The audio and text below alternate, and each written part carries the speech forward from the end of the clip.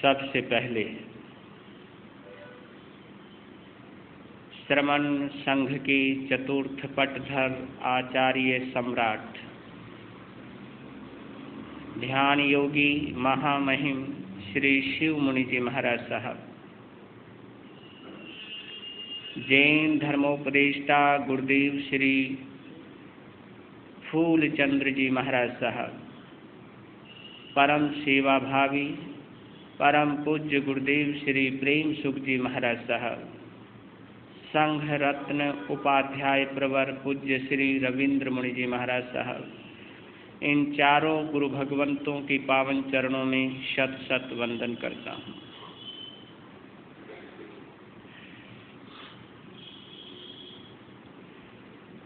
हमारे दोनों प्रिय मुनिराज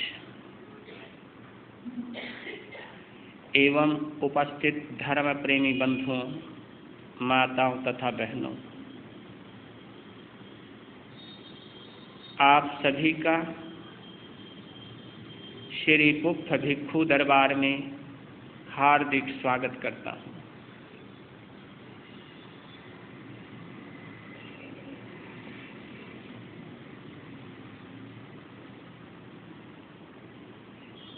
वाणी की चर्चा को थोड़ा सा और आगे बढ़ाएं। जीवन की इस सच्चाई को दिल से कबूल करें, हृदय से स्वीकार करें।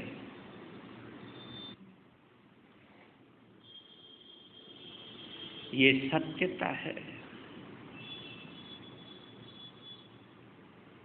यह सच्चाई है।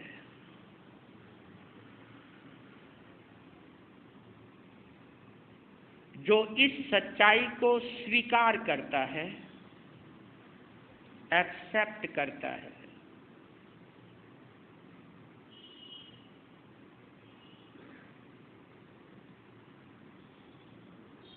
उसके जीने का तरीका ही बदल जाता है, उसके सोचने का तरीका ही बदल जाता है। जो इस सच्चाई को स्वीकार करता है, हम कुछ भी करें, कुछ भी कहें, कुछ भी सोचें, ये बात मानकर चलें कि हमारे सभी कृत्य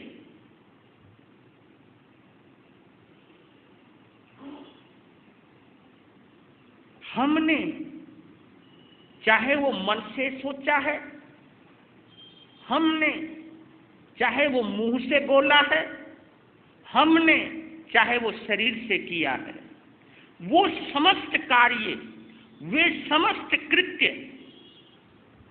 कहीं ना कहीं लिखे जा रहे हैं,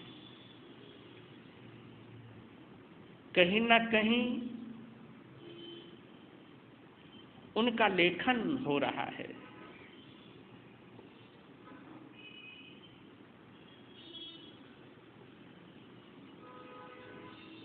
इस विश्वास के साथ आगे बढ़ते हैं।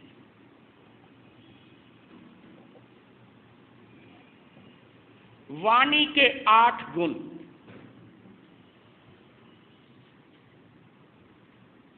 जिसका पहला गुण कार्ये पतितम, यानी काम पड़े तो बोलो, जरूरी हो तो बोलो, बेवजह नहीं, बिना मतलब नहीं। कार्य पतितम, गर्व रहितम, अतुच्छम, निपुणम, स्तोकम, पूर्व संकीर्णम और मधुरम। ये 8 वाणी के गुण हैं। इन 8 गुणों के माध्यम से आपके व्यक्तित्व में वह दिव्य चमक आती है, वह दिव्य दमक आती है। आपका व्यक्तित्व इतना सजीला, इतना सुहावना, इतना लुभावना बन जाता है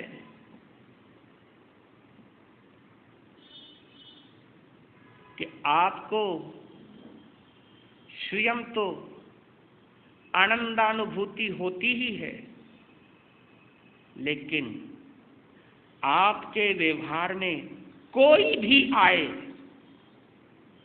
वह भी आपके व्यक्तित्व से प्रभावित हुए बिना नहीं रहेगा।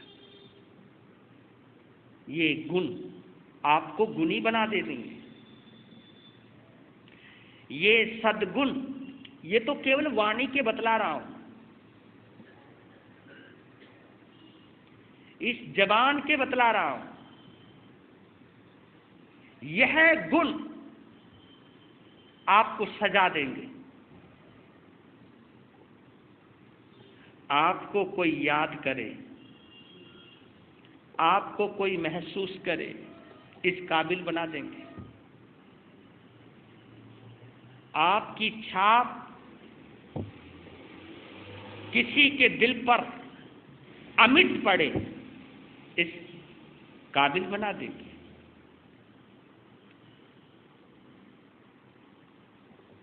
आज दूसरे गुण, गर्व रहितम, बड़ा महत्वपूर्ण है ये भी, कि बोलो तो प्यार से बोलो।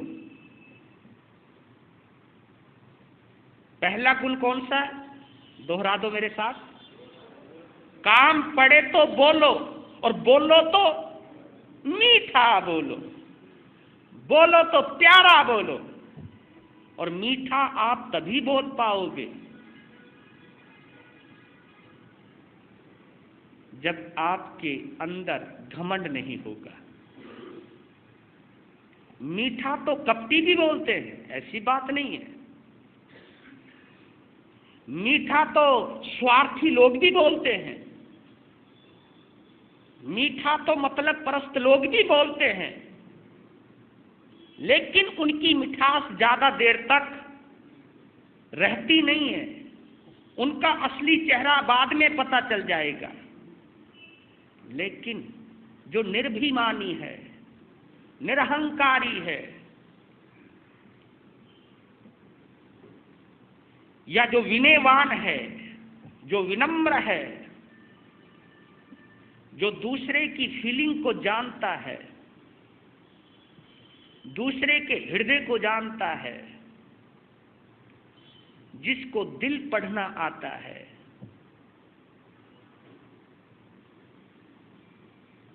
या यूं कहूं जो वास्तव में दिलवाला है, जिसका दिल साफ और सुंदर सजीला है, वो कभी दिल को, हृदय को चोटिल या बोझिल करने वाले शब्दों का प्रयोग और उपयोग नहीं करेगा। गर्व रहितम यानी गर्वोक्ति नहीं करनी, यानी मैं ही सब कुछ हूं, ऐसा किसी को एहसास नहीं कराना। हाँ, जितना मेरा महत्व है उतना ही सामने वाले का भी महत्व है, ये सोच करके बोलो। आपकी वाणी में मिठास आएगी। अपने मुंह मियाँ मिठू, हाँ एक कहावत आती है ना, अपने मुंह मियाँ मिठू बनना, यानी अपनी बढ़ाई खुद ही करना। बता सको तो अपने में कोई कमियां हो जरूर बताना, लेकिन अपनी जो खूबियां हैं अपने मुंह से नहीं बताना, अपने जीवन से बताना, अपनी जिह्वा से नहीं बताना, अपने व्यवहार से बतलाना। खूबियां आपके व्यवहार में प्रकट हो, आपके जीवन से प्रकट हो, जिह्वा से प्रकट होती ही वो खूबियां कमियों में बदल जाती है, वो अच्छाइयां बुराइयों में बदल जाती है। अपने मुंह से बोलते ही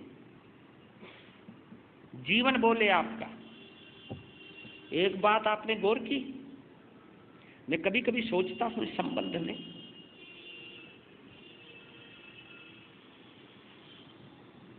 घर के अंदर रामायण का तो पाठ बैठाया जाता है, घर में रामायण पढ़ने का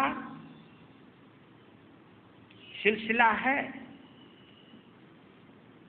रामायण पढ़ने के भाव उठते हैं, लेकिन कभी आपने गौर किया कि महाभारत क्यों नहीं पढ़ते लोग घर में? महाभारत पढ़ने की या महाभारत का पाठ कोई नहीं बैठाता। पाठ किसका बैठाया जाता है? रामायण का या महामंत्रों का या गुरु ग्रंथ साहब का, पवित्र ग्रंथों का पाठ या पाठ बैठाया जाता है या पाठ किया जाता है, पढ़ा जाता है, सुनाया जाता है। महाभारत का पाठ किसी भी घर में नहीं बैठाया जाता। क्यों? क्योंकि जिसका नाम ही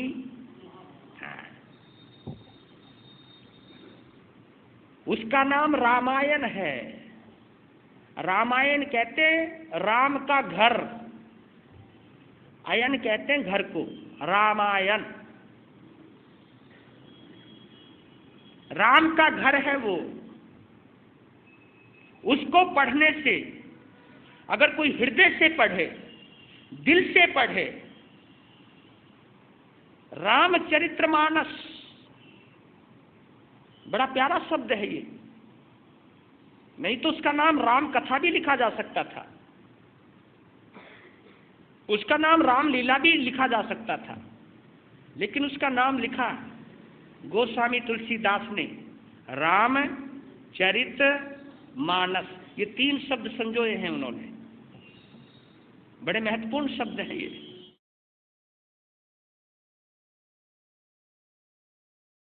रामचरित्र तो है ही वो, रामचरितमानस, मानस हमेशा वर्तमान में होता है।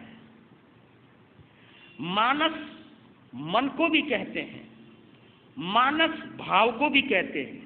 हम अपनी बोलचाल की भाषा में बोल देते हैं कि भाई ये काम करने का मेरा मानस नहीं है, यानी मेरा मन नहीं है।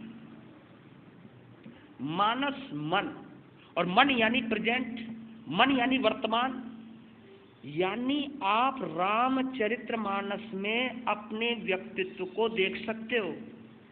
हर व्यक्तित्व की वहां चर्चा है। कोई भी ऐसा पात्र नहीं है जिस पात्र का जिक्र ना हो। वहां बड़े से बड़ा त्यागी भी है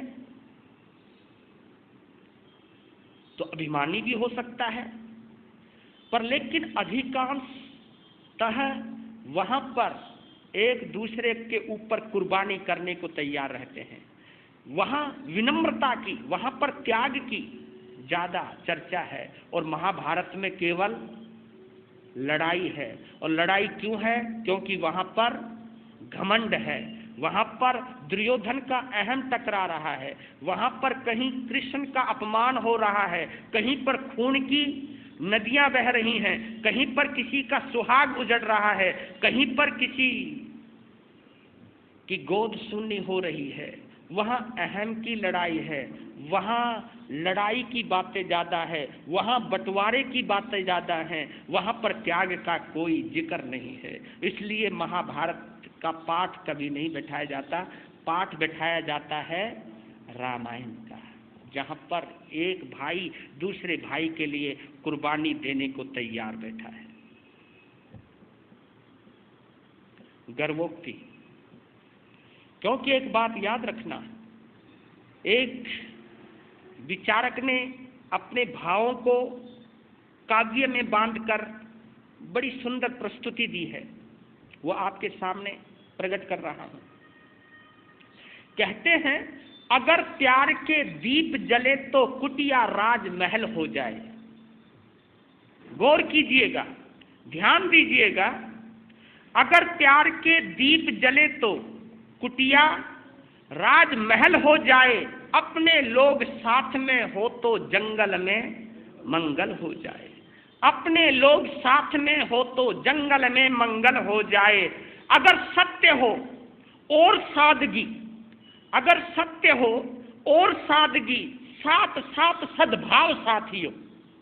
अगर सत्य हो और सादगी, साथ साथ सद्भाव साथियों, सचमुच जीवन की हर मुश्किल हंसते हंसते हल हो जाए।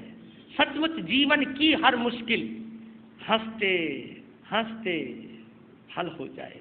अगर सत्य हो और सादगी, साथ साथ सद्भाव साथी हो।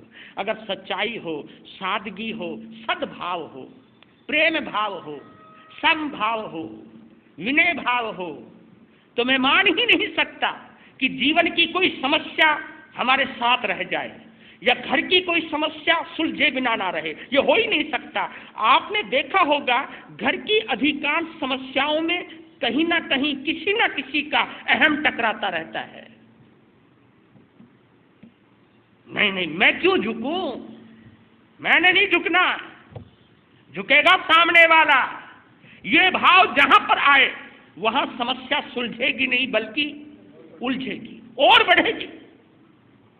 जहां ये भाव आ जाए, कोई बात नहीं, वो नहीं झुकता तो मैं झुक जाता हूं, चलो खत्म करो, क्योंकि इस समस्या में मैं सहज अनुभव नहीं कर सकता। इस समस्या में मैं घुटन महसूस कर रहा हूं, तकलीफ महसूस कर रहा हूं। अगर कोई इस तकलीफ को नहीं समझ रहा है तो मैं तो समझ लूं। मैं ये क्यों सोचूं कि दूसरा झुके? मैं झुकने की शुरुआत में खुद ही क्यों ना करूं? जहां पर ये भाव है वहां समस्याएं खत्म हो सकती हैं। लेकिन कभी कभी अहम के रूप में, कभी कभी अधिकार के रूप में आदमी अकड़ने लगता। ये तो मेरा अधिकार है, इस अधिकार को लिए बिना मैं पीछे नहीं हटूंगा।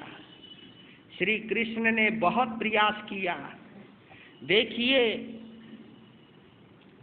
3 खंड का अधिपति वासुदेव खुद शांति दूत बनकर हस्तिनापुर गया। कहां?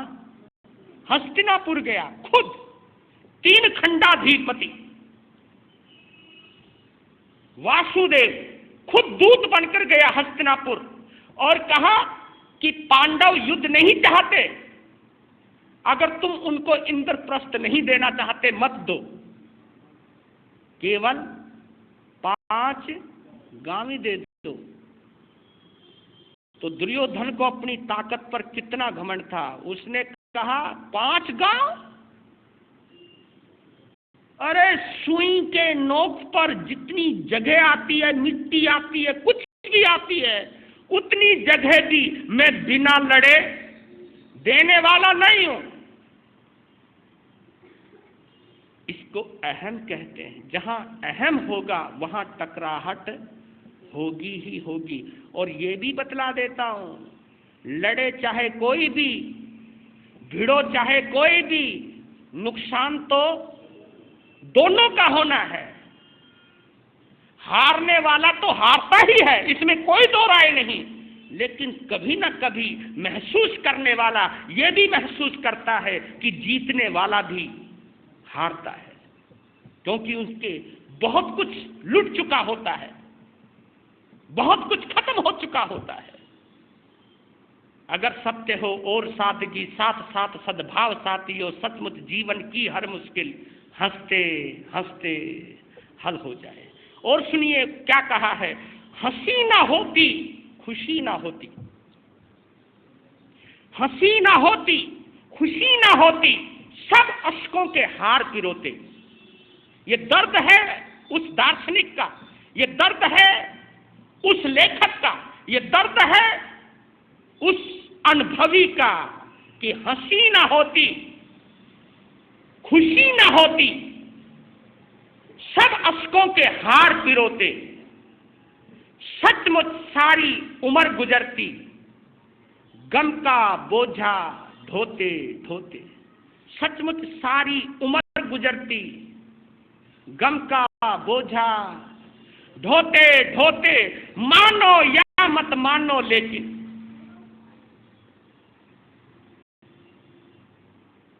मानो या मत मानो, लेकिन इतनी सी है बात पते की। मानो या मत मानो, लेकिन इतनी सी है बात पते की। जो दुनिया में प्यार ना होता हम ना होते, तुम ना होते। जो दुनिया में प्यार ना होता हम ना होते, तुम ना होते। हमारा जो अस्तित्व है ये प्रेम के आधार पर है, जो थोड़ा बहुत बचा हुआ है। नफरत होते ही तो आदमी मार देता है। जब आदमी सबसे पहले, देखिए शुरुआत कहां से होती है, सबसे पहले प्यार मरता है। प्यार के मरती रिश्ता मरता है, प्यार के मरती रिश्ता मरता है, प्यार के मरती आदमी का अस्तित्व मिटता है। प्यार के मरती ही हम किसी की कीमत जानते भी नहीं और मानते भी नहीं। जहां प्यार आया वहीं किसी के अस्तित्व के बारे में हम सोचेंगे। प्यार में मैंने एक बार कहा था कि प्यार में हम किसी का बुरा कर ही नहीं सकते। प्यार कभी बुरा करने की प्रेरणा देता ही नहीं है। प्यार में कभी बुरे भाव आते ही नहीं है। अगर बुरे भाव आ रहे हैं तो समझो वहां प्यार नहीं है। बस सीधी सी बात है। अगर हम किसी को टोंट कर रहे हैं, अगर हम किसी को ताना मार रहे हैं, ये निश्चित बात है हम टोंट तभी करेंगे, हम ताना तभी मारेंगे जब हमारे दिल में ये भाव आ जाएगा कि मैं इसको जलील करूंगा। ये भाव आए बिना हम किसी को ताना मार ही नहीं सकते। अगर प्यार है दिल में, प्रेम है दिल में, सद्भाव है अंदर, प्रेम भाव है अंदर, तो आप कभी किसी का ना बुरा कर सकते हो और ना किसी का बुरा सोच सकते हो। और एक चीज और मैं कहना चाहता हूं आज के संदर्भ में, कवि की भाषा में कवि की बात को पूरा कर रहा हूं। ना जाने क्यों, ना जाने क्यों जोड़ रहे हैं लोग अंधेरों से रिश्ते।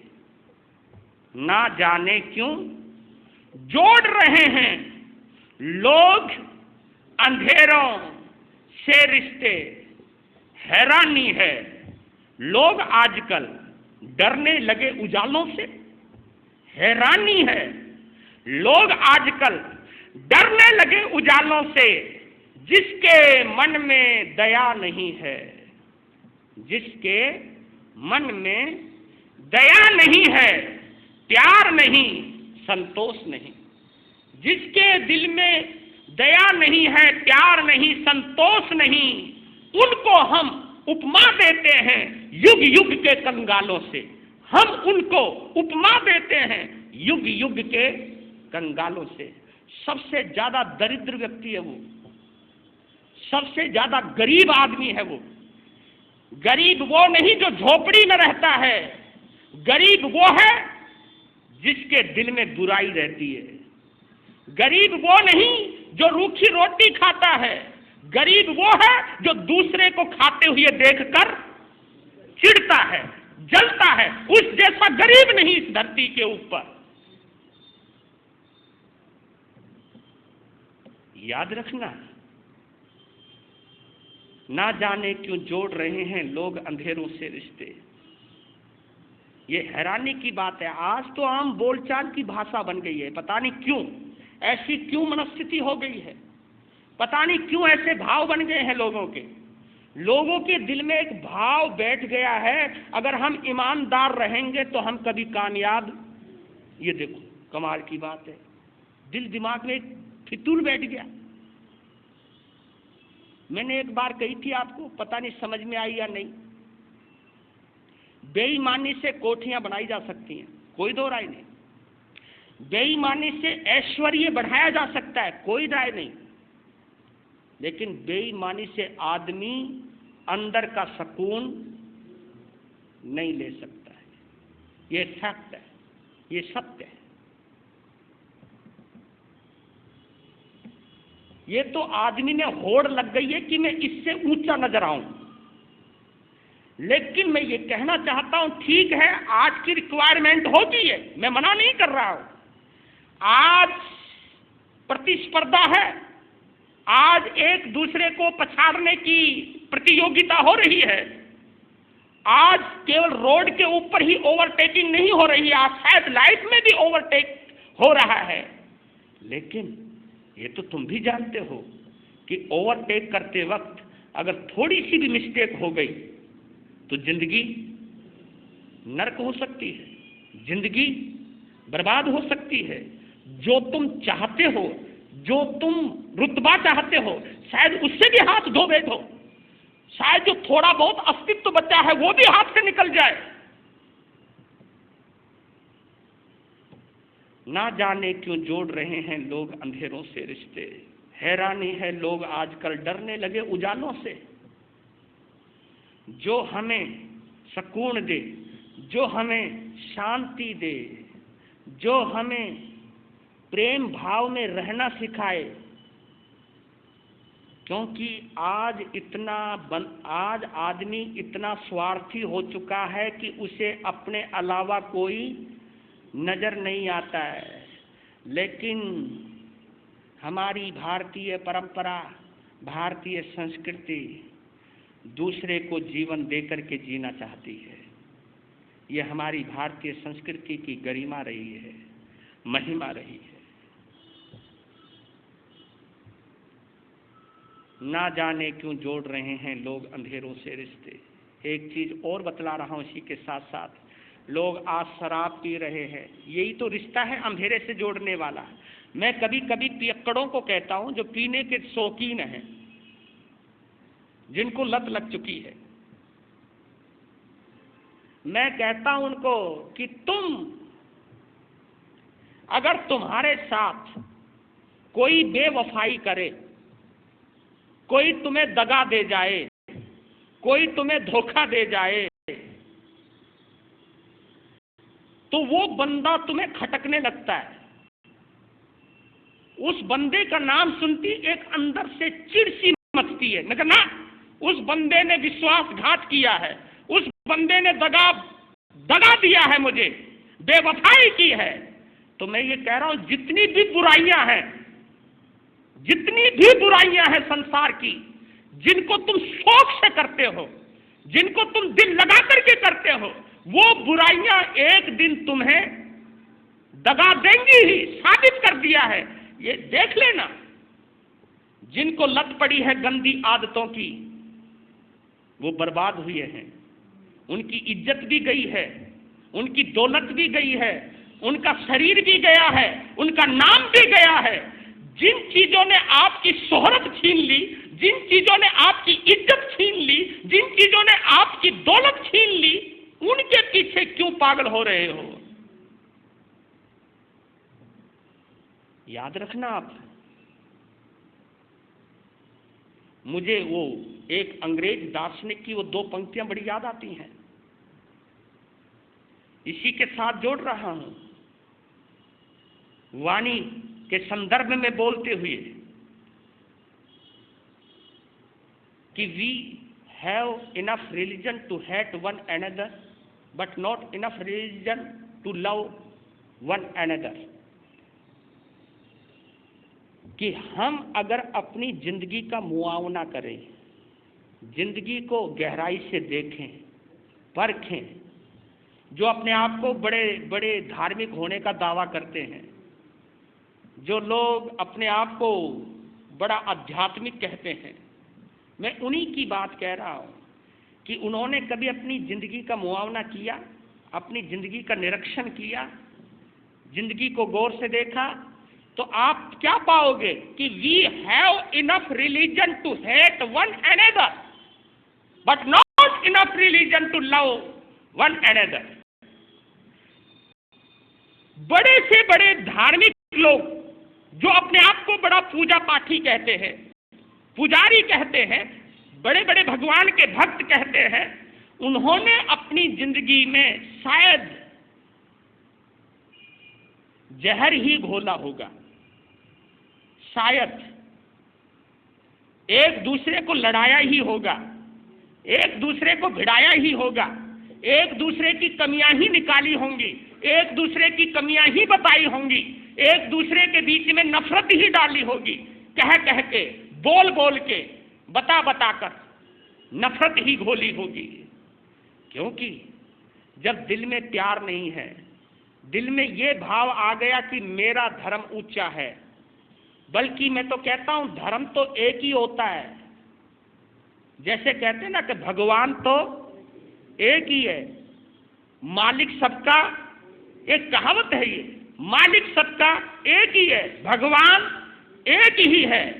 ये तो शेप बदल गई, आकार बदल गए, ये जितने भी नाम हैं, जितने भी ये शरीरों के नाम हैं, चाहे उसमें राम है, चाहे उसमें कृष्ण है, चाहे उसमें शिव है, चाहे बुद्ध है, चाहे महावीर है, चाहे जीसस है, चाहे मोहब्बत है, चाहे कोई भी है, ये सब नाम है।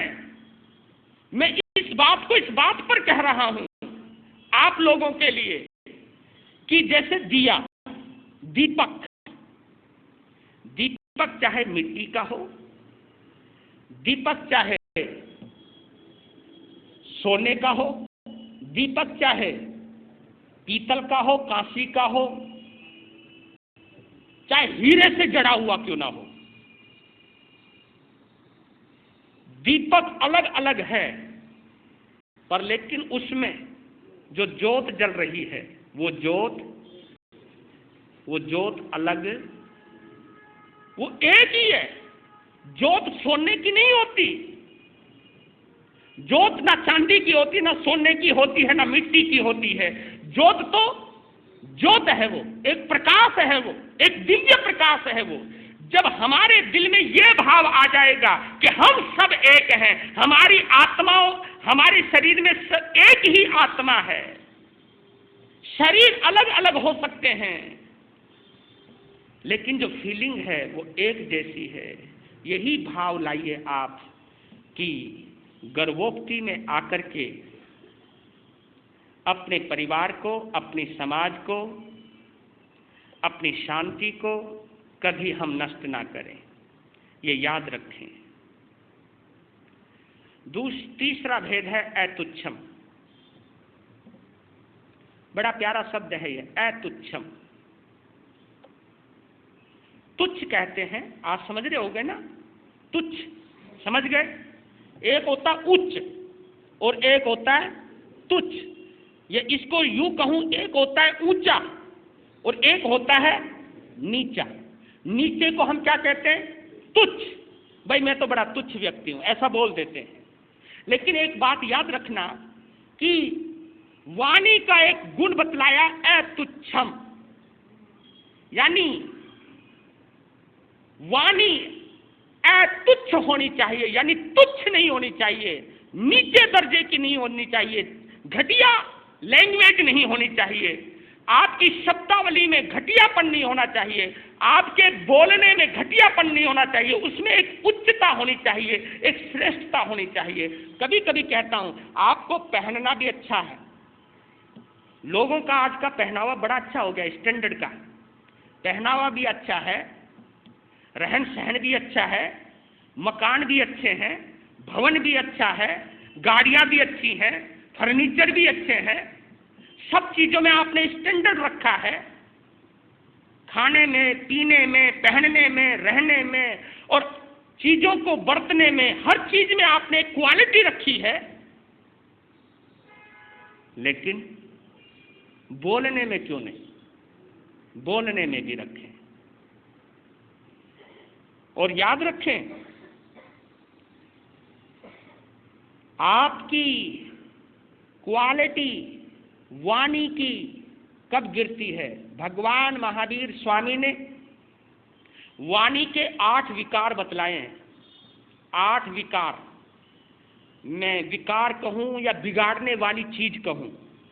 अगर दूध में आपने नींबू डाल दिया तो दूध क्या हुआ? फट गया। तो दूध का विकार हुई खटास। दूध में अगर खटास आ गई तो दूध फट जाता है।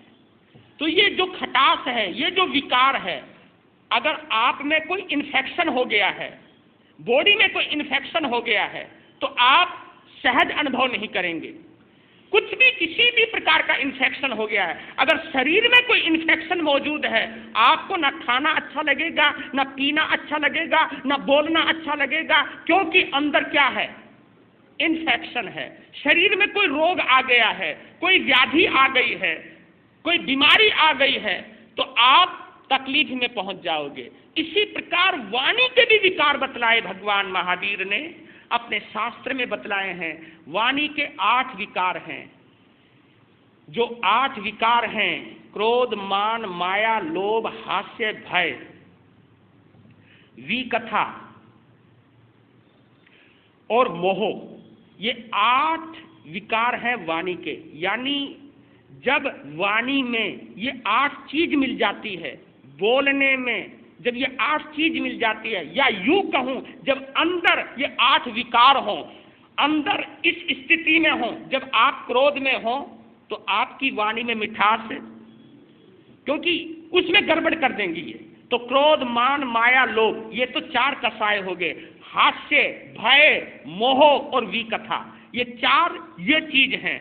जो गम किसी को हमने दिए, वो गम तो हमको लेने पड़ेंगे। जो गम किसी को हमने दिए, वो गम तो हमको लेने पड़ेंगे। लेने पड़ेंगे, लेने पड़ेंगे, लेने पड़ेंगे, लेने पड़ेंगे। क्या जो गम किसी को हमने दिए, वो गम तो हमको लेने पड़ेंगे। ले चलता हूँ आपको चंपापुरी। चंपापुरी के बाहर चबूतरा, चबूतरे पर जूता, जो कोई आता 12 जूते मारता। क्यों मारे जाते हैं 12 जूते? ये रहस्य है इस कहानी का। और कल आप सुन रहे थे कि राजा चंद्रसेन बिल्कुल अपनी मंजिल के करीब पहुंच गया है। कुल देवी ने जैसा जैसा संकेत किया, जैसा जैसा बतलाया, बावड़ी में उतरा है मणि के सहारे।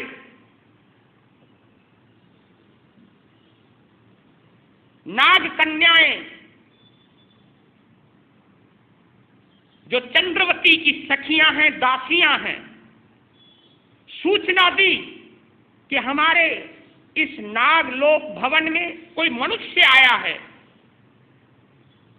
तुम कहो तो हम उसे डस ले, हम उसे मार दें। वो कुछ कह पाती, इतने में चंद्रसेन सामने आ गया। दोनों की नजर मिली, कोई पूर्व जन्म के संस्कार होंगे ये। देखा, जो जिसको मिलना होता है ना, देख कहां जाके मिला। इसलिए कहावत आती है कि जो संबंध हैं वो पहले से ही बने बनाए होते हैं, वो तो हम ढूंढते हैं। ढूंढने का नाम है, जिनको जहां मिलना होता वो मिल जाता है। कहां मिले, वो भी बावड़ी में। किसी ने सोचा भी नहीं होगा कि एक नाग कन्या जो चंद्रवती है, जो चंद्रमुखी है, जिसका सौंदर्य लाजवाब है, वो कभी चंद्रसेन की रानी बनेगी। लेकिन घटनाएं जब घटित होती हैं तब पता चलता है कि इन घटनाओं से हमारी जिंदगी का कौन सा तार जुड़ा था। दोनों ने एक दूसरे को देखा, देखते ही डूब गए, होश ही भूल गए। कहां नाग कन्या, कहां वो मनुष्य।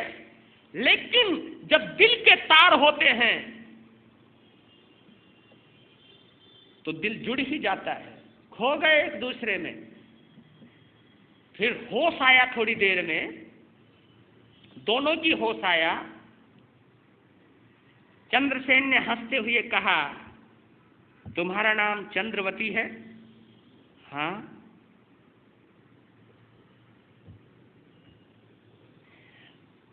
फिर उस मणि को दिखाया जो उसके पिता ने उसे दी थी। उसे हिलाया, कहा कि नजर आ रहा है, इतना आसान नहीं है मुझे मारना। पहले सुन लो, मारना चाहते तो मार लेना, ये भी ख्वाहिश पूरी कर लो। पर लेकिन आपको बतला देता हूं, आपके पिताजी आपका हाथ मुझे दे गए हैं। तुम्हारा वागदान, वागदान भी बोलते हैं। वागदान का मतलब क्या है? पानी ग्रहण। वागदान ये बड़े जबरदस्त शब्द है। एक कहावत है कि ग्रहण तो कई है, सूर्य ग्रहण भी है, चंद्र ग्रहण भी है और एक पानी ग्रहण भी है। लेकिन आपने देखा होगा सूर्य ग्रहण और चंद्र ग्रहण थोड़ी देर के बाद जुदा हो जाते हैं। राहु और सूर्य और चंद्रमा के मिलन को हम ग्रहण कहते हैं, लेकिन वो ग्रहण इतनी देर तक नहीं रहता है। लेकिन पानी ग्रहण, पानी किसको कहते हैं? बोलो। पानी हाथ को कहते हैं। एक हाथ दूसरे का हाथ जब थाम लेते उसे पानी ग्रहण कहते हैं। और वागदान, वागदान वही वाणी से संबंधित है ये शब्द, कि आगे से अपनी जुबान से मैं इनके अलावा किसी को पति या किसी को स्वामी या किसी को प्राणेश्वर, इसके अलावा मैं किसी को नहीं कहूंगा। इसको वागदान कहते हैं। यानी अब वाणी का भी दान दे दिया, यानी जो तुम कहोगे हम वही करेंगे, जिस हालत में तुम रखोगे उसी हालत में हम जिएंगे। ये जीवन सब कुछ तुम्हारा, मेरी जाति, मेरी पाति, मेरी पहचान, सब कुछ तेरे में विलीन। इसलिए नारी को धर्म पत्नी का है, पति को कभी धर्म पति नहीं कहा जाता। इसलिए नहीं कहा जाता क्योंकि एक नारी अपने पति के धर्म को स्वीकार करती है, उसी के सब चीज को स्वीकार कर लेती है, इसलिए धर्म पत्नी का दर्जा मिला है। यानी पति पत्नी का धर्म स्वीकार नहीं करता, बल्कि पत्नी पति का धर्म स्वीकार करती है, इसलिए धर्म पत्नी शब्द जोड़ा जाता है उसके साथ। तो कहा कि दहेज में ये मणि दी है मुझे, हाँ अगर तुम मुझे मारकर शादी से पहले विधवा होना चाहती हो तो शौक से मार लीजिए, मैं तैयार हूं। जब इतनी बात सुनी कि क्योंकि मणि का मतलब है उसके पिता का मरना, क्या मेरे पिता मर गए? इस बात की याद आते ही, समझ आते ही चंद्रवती बेहोश हो गई। सारी सखियां शीतलोपचार में लग गई, उसको होश में लुआने के लिए प्रयासरत हो गई। थोड़ी देर में जैसे होश आया, अपनी गद्दी से उतर गई और चंद्रसेन के चरणों में बैठ गई और एक ही शब्द बोला, मैं मन, वचन और काया से आपको अपना पति स्वीकार करती हूं। गद्दी पर बैठिए। अपनी जो पूर्वजों की गद्दी थी उस पर बैठलाया और फूलों की माला लाई और विधिवत उसके गले में डाल करके उसे अपना पति स्वीकार किया। और राजा चंद्रसेन ने भी उसके गले में वरमाला डालकर अपनी पत्नी स्वीकार किया। इस प्रकार गंधर्व विवाह होता है और गंधर्व विवाह के बाद वो वहीं रहने लगते नाग भवन में। समय गुजर गया, पता नहीं चला, 6 महीने कब बीत गए पता ही नहीं चला। और 6 महीनों में राजा चंद्रसेन ने अपनी जिंदगी की पूरी किताब खोल करके रख दी चंद्रवती के सामने कि किस किस तरह क्या क्या घटित हुई, क्या क्या घटनाएं घटित हुई, मेरी कितनी रानियां हैं, सभी की सभी मुझे कोई पुत्र या कोई संतान नहीं दे पाई। इस चक्कर में मैंने 12 शादियां करी और अपने माथे पर निहित संतान का कलंक मिटाने के लिए मैं यहाँ आया। कुल देवी ने किस तरह मुझे यहाँ पर भेजा। जब ये सब बात कह ही रहा था राजा, बातों ही बातों में चंद्रवती ने मुस्कुराते हुए, गुदगुदाते हुए, पति का हाथ थामते हुए कहा, आज तुम्हें एक बात कहनी है। कौन सी? हाँ कहनी है।